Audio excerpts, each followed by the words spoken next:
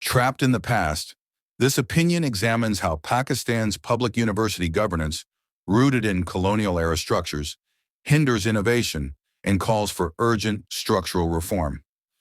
In the 21st century, a university's role goes far beyond lectures and exams. This opening sentence serves as the thesis statement by contrasting global university functions with Pakistan's limited model. Globally, campuses drive tech revolutions, seed startups, and shape public discourse. Drive tech revolutions is a metaphor meaning to lead transformative technological change. Seed startups is a jargon phrase from entrepreneurship, meaning to catalyze new companies. This sentence highlights the dynamic global role of universities. But in Pakistan, most public universities remain locked in a governance model built for another era and another purpose. Locked in is a phrasal verb meaning trapped or unable to change. Another era and another purpose is an idiomatic contrast stressing outdated design. This sentence means that Pakistani universities still operate under obsolete colonial frameworks. Although the problem is nationwide, Punjab offers the clearest view. This sentence introduces Punjab as a representative case study for the national issue. It has the largest number of public universities and students, and it's the system I have worked in for over 40 years. This sentence establishes the author's credibility and the province's relevance. What follows is both a provincial case study and a national warning. This sentence signals that the analysis has broader implications beyond Punjab. British administrators set up universities here to produce clerks for the Raj, not independent scholars.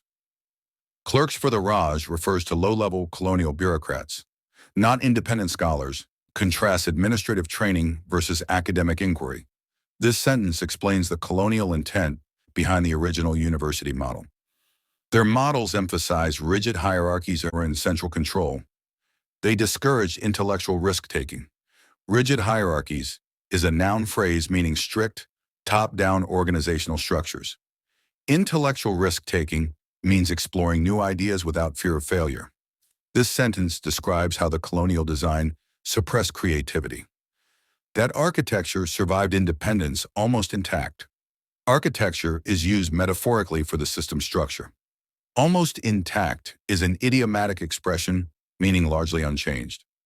This sentence means Pakistan inherited and retained the old system after 1947. Later reforms, most notably HEC, in the early 2000s, added funding and rhetoric, but left the core legal structure unchanged. HEC is an acronym for the Higher Education Commission. Rhetoric refers to persuasive speech or promises. This sentence means that despite increased resources and talk of reform, the foundational laws remain the same. Today, public universities in Punjab still have the governor as chancellor, who appoints vice-chancellors, VCs, presides over convocations and approves or vetoes key decisions. Presides over convocations is a formal phrase meaning to lead graduation ceremonies. Approve or veto is a paired verb phrase meaning to accept or reject proposals. This sentence outlines the governor's extensive powers in university governance. In practice, the governor acts on the chief minister's advice, adding a layer of political oversight to even routine academic matters. In practice is an idiomatic phrase meaning in reality as opposed to theory. Layer of political oversight is a metaphor for an additional level of control. This sentence means that political influence pervades academic decision-making. Recommendations approved by a university syndicate must pass through the Higher Education Department, the minister, chief secretary, and the CM's secretariat before reaching the governor. Syndicate is jargon for a university's principal governing board. CM's secretariat refers to the chief minister's administrative office. This sentence traces the cumbersome approval chain that delays decisions. Legal or financial queries may delay the file further. This sentence means that routine legal or budgetary questions can stall approvals indefinitely. Once cleared, it retraces the same path back. Retraces the same path back is an idiomatic description of a bureaucratic round trip. This sentence emphasizes the duplication of delays in both directions. The result, chronic delay and stifled decision-making. Chronic is an adjective meaning persistent or long-standing. Stifled is a verb meaning suppressed or restrained. This sentence summarizes how red tape paralyzes universities. Universities elsewhere are innovating, partnering with industry, revising curricula, and leading national research strategies.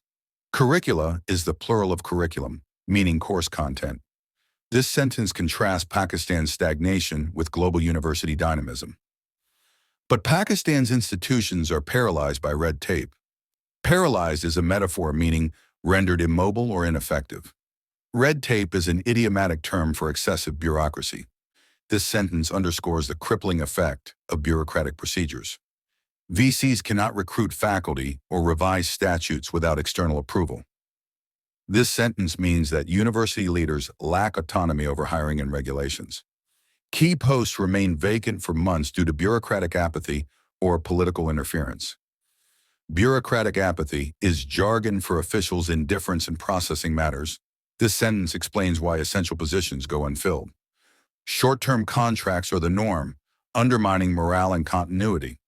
This sentence shows how temporary appointments damage staff motivation and institutional memory. Financial management is tightly controlled. This sentence means that budgetary authority is centralized, limiting flexibility. Accountability is weak. This sentence means there is little oversight or consequences for poor performance. Evaluations are rare, and strategic planning based on measurable outcomes is largely absent. This sentence highlights the lack of performance reviews and goal-oriented planning. The system continues to reward conformity over creativity as its colonial designers intended. Reward conformity is a verb phrase meaning to favor obedience rather than innovation. This sentence argues that the inherited structure still discourages original thinking. Yet the world outside has transformed. This sentence signals that global conditions have changed dramatically. AI is redefining productivity across sectors. AI stands for artificial intelligence. This sentence notes technology's impact on all industries. Biotechnology, new materials, and quantum technologies are emerging faster than regulations can keep up. Quantum technologies is jargon for technologies exploiting quantum physics. This sentence underscores the pace of scientific innovation, outstripping policy. A few institutions in Punjab have engaged with these trends. This sentence introduces pockets of progress within the province. Research centers in molecular biology, AI, and quantum computing show what's possible. This sentence cites examples of successful specialized research hubs. But these are outliers. This sentence means that such initiatives are exceptions, not the rule. Without structural reform, their success will not spread. This sentence warns that isolated achievements can't transform the system alone. To remain relevant, universities here must be agile, independent, and forward-looking. This sentence lays out the qualities needed for modern academic institutions. This requires structural change. This sentence asserts that only fundamental reform can address the problem. University laws must prioritize academic needs over administrative control. This sentence calls for legal amendments to shift power toward scholars. Syndicates and senates should have the final say in academic matters without multiple layers of government endorsement. Senates is the academic council representing faculty and researchers. This sentence demands that internal bodies, not politicians, decide curricula and policies. The role of chancellor/CM should be ceremonial or reassigned to a non-political academic body. Ceremonial means symbolic without real power. This sentence proposes stripping political figures of executive university roles. Leadership appointments, VCs, deans, registrars, must be made through open, transparent, merit-based searches, overseen by independent commissions that include academics, professionals, and industry experts, not just civil servants. Registrars are senior administrators managing records and services. Merit-based means awarded according to abilities and achievements. This sentence outlines a fair, expert-driven selection process for senior posts. Search committees must be led by respected scholars, not retired generals or bureaucrats. This sentence criticizes the current practice of politically influenced appointments. Universities should be governed by boards of trustees drawn from alumni, academia, industry, and civil society, overseeing budgets, strategy, and appointments. Boards of trustees is jargon for a governing body that sets broad policies.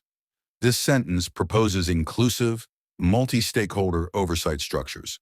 These should replace politicized structures and reflect international best practices. This sentence argues for adopting governance models proven effective elsewhere. Financial autonomy is equally critical. This sentence stresses the need for independent budgeting authority. Universities must have the freedom to generate and manage revenues through endowments, partnerships, commercialization of research, and executive education. Endowments are funds donated to universities, invested to support operations. Commercialization of research is jargon for turning scientific discoveries into marketable products.